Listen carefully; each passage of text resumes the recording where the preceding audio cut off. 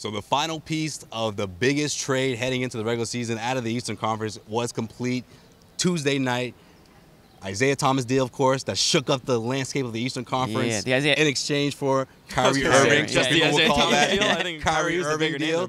Gentlemen, who won this trade? We learned, obviously, that the 8th pick is going to the Cleveland Cavaliers from that last Brooklyn deal. The last pick? That was in exchange for Paul Pierce, Kevin Garnett, years ago, of course, the gift that kept on giving. Forget about Jason Terry and DJ White. I mean, yeah, of course. Yeah, I mean, those guys were key pieces. But, fellas, I know we don't know exactly who's going to be drafted at 8, but if you had to call it right now, who won that deal?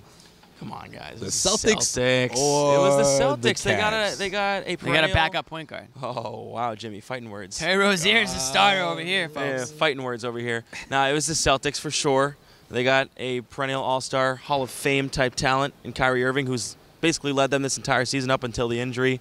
They got rid of, Isaiah Thomas, who was an injured piece of the puzzle. I mean, they both are, ended up injured, but it was the Celtics for sure. I think it's safe to say that the trade didn't go the way the Cavs expected it to go. No. I mean, they traded for Isaiah Thomas and Jay Crowder. Yeah. Then they traded them at the trade, at the what is it, trade deadline, All-Star break, whatever it was. Same time. Yeah, same time.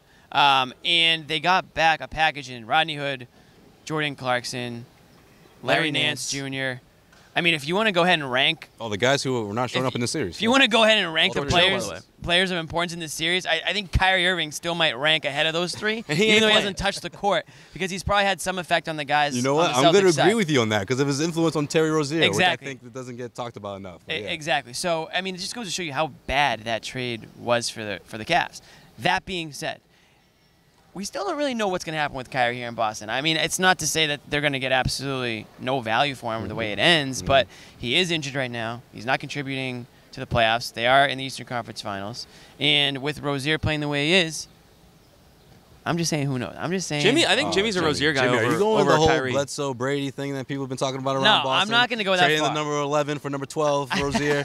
Is that what we're doing right now? I actually love that storyline, but I'm not going to go that far. I'm not. I'm just hinting at the fact that Terry Rozier will be the starting point guard. I'm just saying, we don't know who that 8th pick is going to be for the Cavs yet. We just don't know who that's going to be. That's true. But all joking aside, the trade obviously favors the Celtics. Of course, Jimmy. I mean, Kyrie Irving is a cornerstone type player in this league, and I think Isaiah Thomas is just another example of what Brad Stevens can do with a player that has a lot of talent and just needs to be utilized a certain way. All of a sudden, you put him on a different team in a different system with a different brain behind it all, and it just doesn't work out. You know, I will say this though, we really cannot have this discussion for real until the next 5 years. No, what will that 8th pick be? Will it be a Trae Young from Oklahoma? Will he be Steph Curry 2.0? I don't know who it will be. So that's the thing. What will that pick turn into? As of now, I think we now, can say it's Celtics. Sure. I mean, with the way, assuming Kyrie comes back healthy, which I think we all assume is going to be the case. It wasn't like a major re-injury of anything. Pair him with Hayward. You still get the whole band coming back together next year for the most part. I mean, there's no reason to think that this team isn't an NBA Finals. Certainly out of the East's favorite, and I would even go as far as to say that they could be just an overall NBA Finals favorite, despite what happens to either the Warriors or the Rockets. You know what I wonder, guys? I wonder what this team would look like if the coaches were reversed. I don't even want to switch them. I don't even think if Brad Stevens was leading this group, how good would this Cavaliers team be? I'm just saying, just throwing it out there. They would be in. I don't know how much better. I think they would be in better shape than they are right now. Yeah, right. I mean, they would be. I don't know. I mean, we can say that for another video, but I can't help but wonder with the talent on this roster, and I'm not saying it's like stacked or deep, but I mean there are talented guys. Those guys that you just named that happened, that were traded over to Cleveland mid-season or right before the trade deadline. I mean, they're guys that Brad Stevens could theoretically get something out of. Exactly, and a lot of them have just been non-existent throughout the series. A guy like Nance, I actually really like his game. Me too. I don't understand how he's not balling right now. Yeah, I think he could be a player in this league. Same with Hood. I mean, we saw him in Utah. He was really coming into his own over there, and he was becoming a bit of a star in the making. Yeah.